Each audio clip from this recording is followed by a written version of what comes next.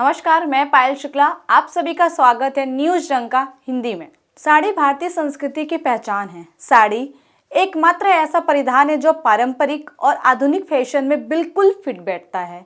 आज हम एक ऐसे परिवार के बारे में बात करने जा रहे हैं जो पटोला साड़ी को बुनने का काम करता है। पटोला साड़ी खरीद पाना आम आदमी के लिए बस की बात नहीं है। इसके खास होने की एक या दो नहीं बल्कि कई सारी वजह है। तो चलिए आज आपको पटोला के साड़ी से रूबरू करवाते हैं।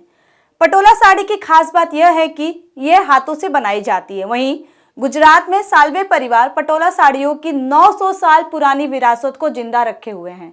ऐसा कहा जाता है कि पटोला साड़ियों को सबसे पहले 11वीं शताब्दी में बनाना शुरू किया गया था। सोलंकी वंश के राजा कुमार बाल ने महाराष्ट्र के जालना से पटोला बुनने वाले 700 परिवारों को पाटन में बसने के लिए बुलाया था और सालवे उनमें से एक है। इस तरह पाटन पटोला की परंपरा शुरू हुई थी। ऐसा माना जाता है कि पटोला साड़ियों को खास राजा और उनकी महारानियों के लिए बनाया जाता था। यह वास्तुकला का बेजोड़ नमूना है, किंतु इन सबसे भी ज्यादा खास है बावड़ी की दीवारों पर की गई नक्काशी मारू गुर्जर शैली में की गई। इस नक्काशी को करने में मजदूरों को लगभग 7 साल का समय लगता था।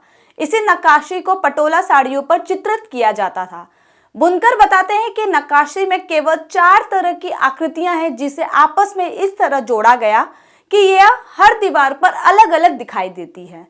पटोला साड़ियों पर भी इन्हीं 4 आकृतियों को नक्काशी वाली शैली में उतारा जाता है। जब बावड़ी बनकर तैयार हुई तब इसकी हस्तकला को रानी ने अपने कपड़ों पर सबसे पहले अंकित करवाया था। इसके बाद केवल महल की राजकुमारियों और रानियों को ही इसे बनवाने और पहनने का अधिकार था। सालवे परिवार के सबसे बड़े सदस्यों में से एक 78 वर्षीय भरत सालवे ने पटोला रेशम का इतिहास बताया। भरत सालवे ने कहा कि यह पटोला करघा यहाँ 11वीं सदी में आया था, जब राजा हर दिन अपनी पूजा के लिए पटोला का इस्तेमाल करना चाहते थे। वो जैन थे। हम अब भी पारंपरिक प्राकृतिक रंगों का इस्तेमाल करते हैं। इसमें बहुत बारीकी से काम होता है। साड़ी पूरी तरह से प्रिंटेड होती है और धागे को इतनी बारीकी से बांधा और रंगा जाता है जिसमें एक डिजाइन बन जाए। पटोला साड़ी की खासियत इस बात से जान सकते हैं कि एक पटोला साड़ी की कीमत 1.5 लाख रुपए से शुरू होती है और इसकी कीमत 6 लाख रुपए तक हो सकती है। वहीं परिवार के अन्य सदस्य रोहित सालवे ने कहा कि एक साड़ी तैयार करने में लगभग 6 महीने और लगभग 18 से 19 प्रक्रियाएं लगती हैं। बेंगलुरु से कच्चा रेशम खरीदते हैं और फिर रेशम के धागों को सेट किया जाता है। उसके बाद नरम करने जैसी कई प्रक्रियाएं की जाती हैं। साड़ी पर औसतन 4 से 5 रंगों का उपयोग किया जाता है और साड़ी तैयार करने का समय रंगों की संख्या और डिजाइनों की गहनता पर निर्भर करता है। जितना ज्यादा रंग या डिजाइन उतना समय साड़ी बनाने में लग सकता है। इसमें आगे और पीछे का हिस्सा एक जैसा दिखता है। इसे अलग अलग पहचानना बहुत ही मुश्किल है। रोहित सालवे ने आगे जानकारी दी कि एक साड़ी तैयार करने में 4 से 5 श्रमिकों की आवश्यकता होती है। बुनकर सदियों पुराने हैं और ऐसी कोई मशीन नहीं है जो इस मानव निर्मित श्रम की जगह ले सके।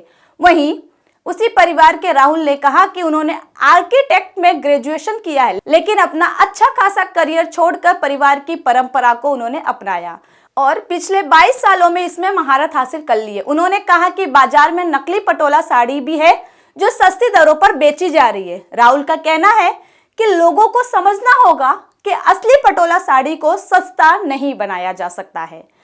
भारत में 1934 में भी एक पटोला साड़ी की कीमत 100 रुपए थी। तब अंग्रेज भी इसे खरीदने से पहले 1000 बार सोचते थे।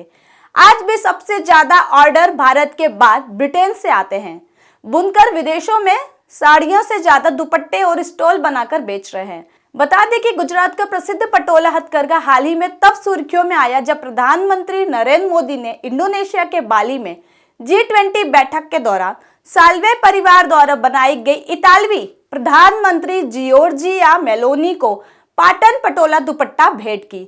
साल्वे ने कहा, जब प्रधानमंत्री मोदी ग्रामीण गुजरात को वैश्विक स्तर पर ले जाते हैं और हमारे शिल्प को विदेशी सरकारी के प्रमुखों को उपहार में देते हैं तो स्वाभाविक रूप से हमारे लिए बहुत गर्व का क्षण माना जाता है। गुजरात के पाटन में बनने वाली यह साड़ी अपने आप में एक अनोखी चित्रकला है। भारत के इतिहास में इस हस्तकला को उल्लेखनीय माना जाता है। आपको मेरी जानकारी कैसी लगी हमें कमेंट सेक्शन में जरूर बताएं। साथ ही हमारे चैनल को लाइक, सब्सक्राइब और शेयर करना न भूलें। फिलहाल के लिए इतना ही। जल्द ही एक नई जानकारी के साथ पुनः उपस्थित होंगी। तब तक के लिए मुझे दीजिए इजाजत। धन्यवाद।